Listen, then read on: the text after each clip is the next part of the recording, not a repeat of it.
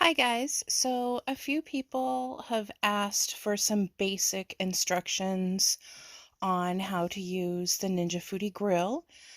There are a ton of videos on YouTube. Apparently, some of the videos go through things rather quickly, and there was still some confusion. So I'm just going to go ahead and talk about some of the basics. So I have the 5-in-1 grill, and I do not have a smart grill, so I do not have the built-in probe. If you have the probe, then your settings are going to be a little bit different because the models with the probe have the spot where you set the desired temperature, and then it'll tell you what temperature it's currently at. So for this one, you have the option to grill. You have the option to roast, bake, air crisp, or dehydrate. Okay. And it comes with a base pan. And my unit is cold right now. I haven't turned it on. I do have some chicken nuggets and tater tots in there already, but it's cold. So this right here is the base pan, and all of this gets very hot for cooking. So you're going to need pot holders or some type of oven mitts to lift this out with if you're going to want to remove this. So this is the base pan. This is the air crisp basket. Air crisp is the same as air fry. Air crisp is just the technology that Ninja uses. So you can cook inside of this base pan. You can cook in this air crisp basket, and this is the grill grate. Now you cannot use the grill grate at the same time as the air crisp basket. It's either one or the other. So you either use the grill grate or you use the basket. Now, you can grill meat inside of this air crisp basket. You can roast, you can bake, you can use any function for basically any pan. If you wanted to cook inside of this base pan and you wanted to roast or bake or air crisp, you could still use that setting inside of this base pan. So don't let that confuse you. You don't have to use one certain pan. The base pan always has to be in, but you can choose between using the basket, using the grill insert, or cooking inside of the main pan. One thing I did forget to mention is this screen. So you will need to occasionally clean this screen. I don't clean mine that often. I use my grill 2-3 times a day, every single day. And I don't clean it very often. Some people clean it after every use. That's just not me. That's not going to happen. I haven't needed to clean it that often, to be honest. So why do it is how I feel about it anyway. So this tab right here, you lift up on this tab. This comes down. There's a tab down here, and the tab down here has to be inserted in place before you snap this back up in here. And another thing, several people have said that, oh, once they've taken it out a whole bunch, like this part started to not want to hold their screen in. So to me, that's kind of another reason why I don't personally take mine out that much.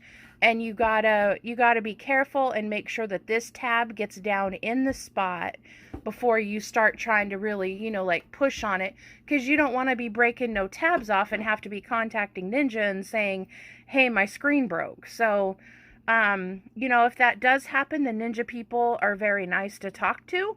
So, don't hesitate to contact them if you have to. But to me, I just have not had to clean this screen very often. So I don't know if it's what I cook or whatever, but knock on wood, it hasn't been an issue for me. I haven't had a problem with food smoking. I haven't had my smoke alarm going off and all of that. So, your usage may vary based on what you're cooking in your unit. So I do not use any oil in my unit. I have not had to use any oil in my unit. People are like, oh, I use avocado oil, I use whatever. I have not had to use any oil in my unit. So maybe that might be the difference why my screen hasn't gotten that dirty and I haven't had to clean it. So that, your experience could vary based on what you're cooking in here. Okay, so now for the cooking part. I have chicken nuggets and tater tots in here. I wanted to do something simple that pretty much everyone has the ability to get a hold of these ingredients. So this particular brand of chicken nuggets is made by Schwan's. Schwan's has some good stuff. If you've never tried Schwan's before, they're pretty good, and they bring it right to your door. I haven't really had too many things that I haven't liked from them. I don't get everything from them, but I do have my favorites. And these are one of my favorites, but don't go rush out and buy them all because I still want some to be there when I place my order, right? So they're calling these teriyaki style boneless chicken wings, but let's not kid ourselves. They're chicken nuggets, okay? So the instructions on these say preheat oven to 425. Bake for 5 minutes, turn over 5 to 7 minutes, and then broil for 2 minutes. We're not going to do all that. You can also cook these in the microwave. These, it tells you to make sure you heat them to the internal temperature of 165, just for the food safety, okay? Now, these are, I believe they're fully cooked. So, but we're still going to make sure that they get their 165, okay? Now, the tater tots that I'm cooking with them, their oven instructions say 450 for 20 to 25 minutes. Now, my recommendation is to lower the temperature by 25 to 50 degrees and cut the cooking time in half, and start checking your food from there and watch it closely. So I've cooked these tater tots day in, day out. I know them very well. I'm going to air fry them at 390. And about 10 minutes is about a good time frame for them. But you know what? When I first started cooking these, I was checking them at 5 minutes. I was checking them at 7 minutes. I was checking them at 8 minutes. I was opening the lid every minute if I wanted to check and make sure. Do not be afraid to open this lid. Opening this lid and checking your food is not a sin. You can open this lid all day long, but just remember, when you open this lid, it's going to stop cooking and your timer's going to stop. So just remember that part, okay? So we have the different buttons. There's the grill, the roast, the bake, the dehydrate, and the air crisp. Okay, here's the power button. I'm going to press the power button.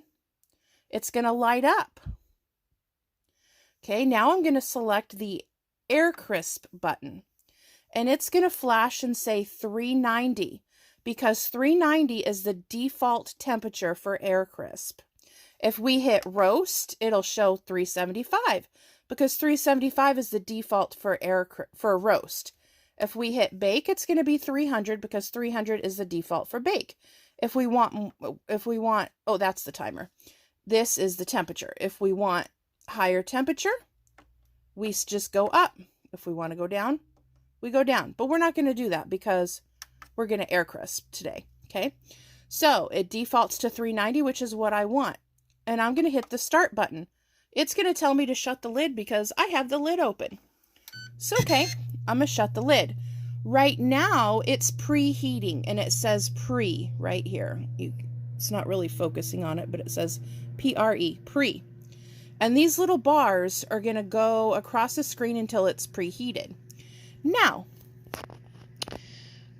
normally, you would not have your food in here while it's preheating. Normally, this would be empty, and you would wait until it's preheated, and then you would add your food. But you can go ahead and start cooking during the preheating time if you want to.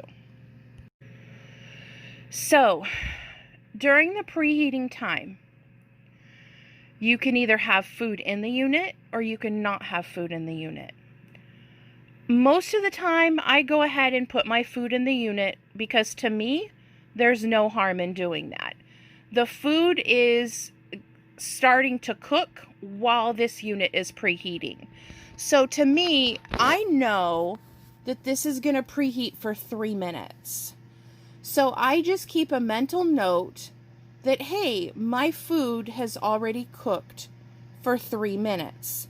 And if I wanted to cook these for 10 minutes, then I know I'm going to want to let them cook for another 7 minutes after it says add food. Okay. So in the video right before this, I had showed it. We press the power button, we press the air crisp button, and then we press the start, and it started to preheat. When it's done preheating, it will get all the way over to here, and it will tell me to add food. Now there is a way to skip the preheat. If you don't want to wait while it's preheating, all you have to do is hit air crisp again, and it's going to say add food. When it says add food, all you would do is open the lid.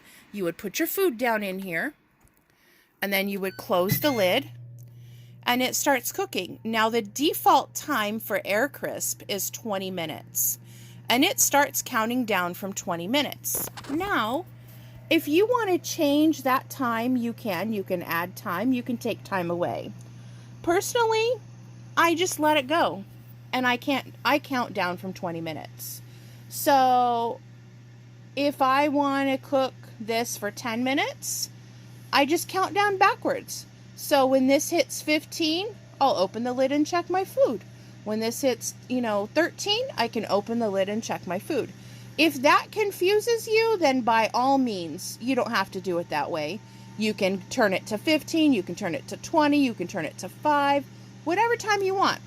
Just pay attention, because when this runs out of time, then if you don't add more time quick enough, it's going to shut the unit off, and then you'll just have to start it again and add more time, and it'll try to preheat. But if it does try to preheat, you can just go back and hit the function button again, and then it'll skip the preheat.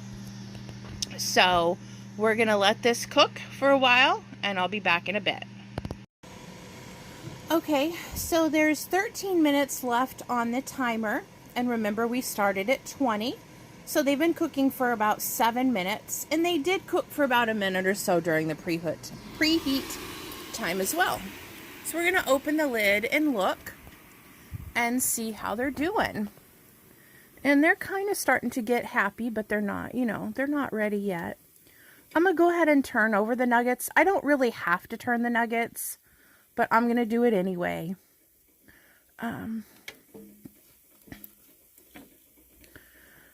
But with these, it is a good idea to turn your meat over. With these little chicken nuggets, though, there's been times I've cooked them and not turned them over, and they've been fine. But the air fry, the heat is coming from the top, so it is good to just go ahead and turn them over. And the tater tots don't really need to be messed with too much. With tater tots, I try to be careful with tater tots because I don't want them to break apart. These are kind of gonna be close to done, so they're not gonna break up too much. I'm gonna be very careful and reach in here, and I'm just gonna get a feel on them. And yeah, they definitely need to cook some more. But when they're first getting in there, you want to be careful because they'll break into a bunch of pieces if you get a little get them moving too much before they're ready. So we're gonna close the lid, and now when we had this lid open, the timer stopped and it stopped cooking. In order for it to continue cooking, you have to close this lid, and now you hear the unit start back up, and it's continuing to cook, and the timer's continuing to go down. So we're gonna let these cook for a few more minutes. And if you're not sure how long your food is gonna take to cook, because this is not something you've cooked before, I've cooked this combination a lot, so I'm pretty confident on these chicken nuggets The chicken nuggets are also fully cooked, so I don't have to worry, you know, about them being raw inside, even though it does say to heat to 165, which I am going to heat to 165. But let me show you just in case you don't have the probe, which I opened the lid, which does interrupt the cooking time, but that's okay. So I have just my own little meat thermometer. Okay. So if you don't have the probe to check your meat, your protein, you can use a regular thermometer. So you want to just make sure that you get it in there, and let's just see where we're at. And these are not done yet, but we're just going to check. We want these to be 165. Well, we're coming up on 110.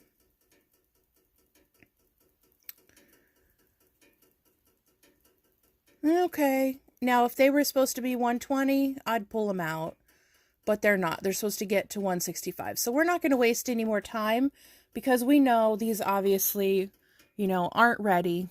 So we're going to go ahead and leave them be and let them continue to cook. So we'll be back in a few more minutes and check them again. Okay, so the food has now been cooking for 11 minutes. So we're going to come and we're going to check it again. And see how it's doing.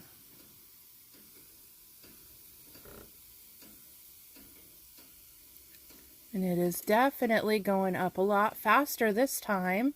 So look, we went right past 160 and we're on up to 180. So it is definitely ready. It's definitely a safe temperature to eat. So we're going to pull this out of here. And the tater tots I know are going to be done. I'll carefully just kind of touch one and yep, they are nice and crispy. So this is ready to eat. And there's 9 minutes left on my timer, so I know that this cooked for 11 minutes. It was on air crisp for 390. Now, if I wanted to cook something else in here, I could use my oven mitts and pull this out and then put something else in, or I could just use my tongs and remove them and put something else in there if I wanted to. If I'm all done with my unit and I'm not going to cook anything else after that because, you know, I have my tater tots and my chicken nuggets, what else do I need? Then all you would do is just press the power button and it'll turn itself off. And then you're done. You just take your food out, you eat it, and enjoy.